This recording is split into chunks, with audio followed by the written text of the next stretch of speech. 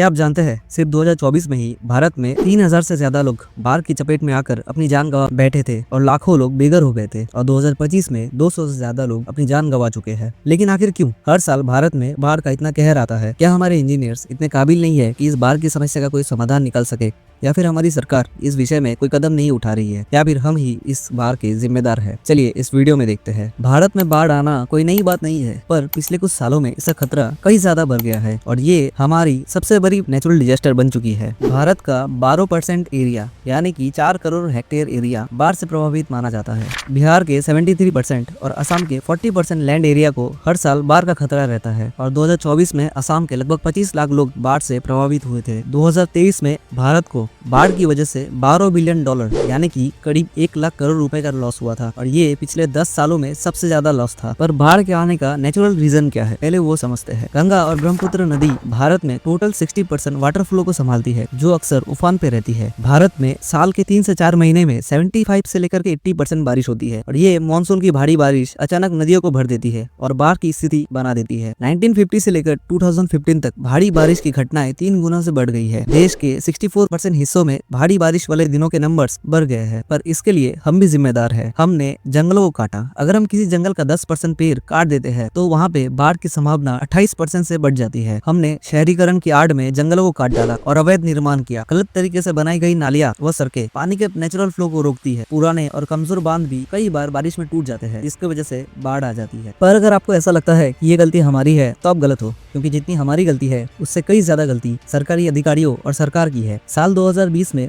भारी बारिश और बाढ़ से 600 लोग से ज्यादा मारे गए। IMD ने पहले कई राज्यों को अलर्ट जारी किया था, लेकिन कई जगह ड्रेनेज सिस्टम की सफाई तक नहीं हुई। नदी के किनारे अतिक्रमण हटाने का काम अधूरा रह गया। नतीजा, पानी घरों में घुसा, फसलें डूब गई और हजारों लोग बेघर हो गए। यानी खतरा पता था लेकिन सिस्टम सो रहा था। 2021 में बाढ़ और भारी बारिश से 779 मौतें हुई। CAG की पुरानी रिपोर्ट पहले ही बता चुकी थी फ्लड फोरकास्ट स्टेशन खराब पड़े हैं, लेकिन उन्हें ठीक करने में सालों लग गए। राज्यों ने राहत और रेस्क्यू के लिए बजट तो ले लिया, लेकिन ज्यादातर प्रोजेक्ट टाइम पर पूरे नहीं हुए। यहाँ पर यह सवाल उठता है कि जब मौसम विभाग अलर्ट दे रहा था तो तैयारी क्यों नहीं हुई और राज्यों ने जो बजट लिया वो पैसे कहाँ गए? 2022 में बाढ़ ने 1000 से ज्यादा लोगों की जान ले ली। बेंगलुरु, पटना, गुवाहाटी जैसे शहरों में नालों पर अतिक्रमण ने पानी का रास्ता बंद कर दिया। IMD का डेटा कहता है कि अगर पानी निकालने के रास्ते साफ होते तो नुकसान आधा हो सकता था, लेकिन कार्रवाई चुनाव के बाद जुमलों में ही रह गई। यानी लापरवाही सिर्फ प्रशासन की नहीं बल्कि पॉलिटिक्स की भी थी। साल 2023 में लगभग 890 लोगों की मौत हुई, जिसमें से सबसे बड़ा हादसा था सिक्किम में ग्लेशियर झील फटने से आई बाढ़ और बांध का टूटना। यहाँ जांच में साफ हुआ बांध के रखरखाव और सिक्योरिटी इंस्पेक्शन टाइम पर नहीं हुई। GLOF के खतरे पर पहले से चेतावनी थी। अगर बांध की सुरक्षा समय पर चेक किया जाता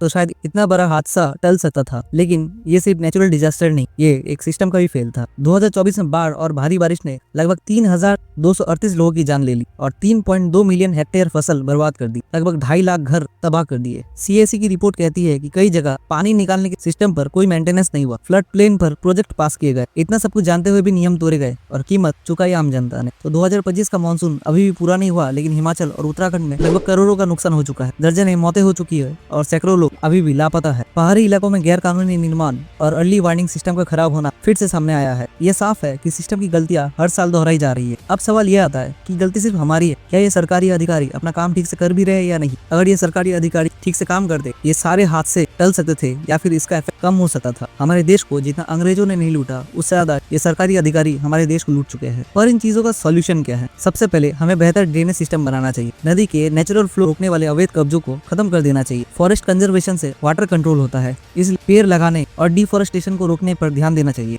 बाढ़ के लिए बजट को बढ़ाना चाहिए और ये भी देखना चाहिए कि जिन जिन सरकारी अधिकारियों की वजह से ये हादसे हुए हैं और उन पर कड़ी से कड़ी कार्रवाई करनी चाहिए। बाढ़ आने के बाद राहत कार्य में सिर्फ राशन बांटने से काम नहीं चलेगा। अगर आपको ये वीडियो पसंद आता है तो वीडियो को सबके साथ शेयर जरूर करें, वीडियो को लाइक जरूर कर दे और हाँ, इस तरह के वीडियोस को देखने के लिए चैनल को सब्सक्राइब जरूर करें।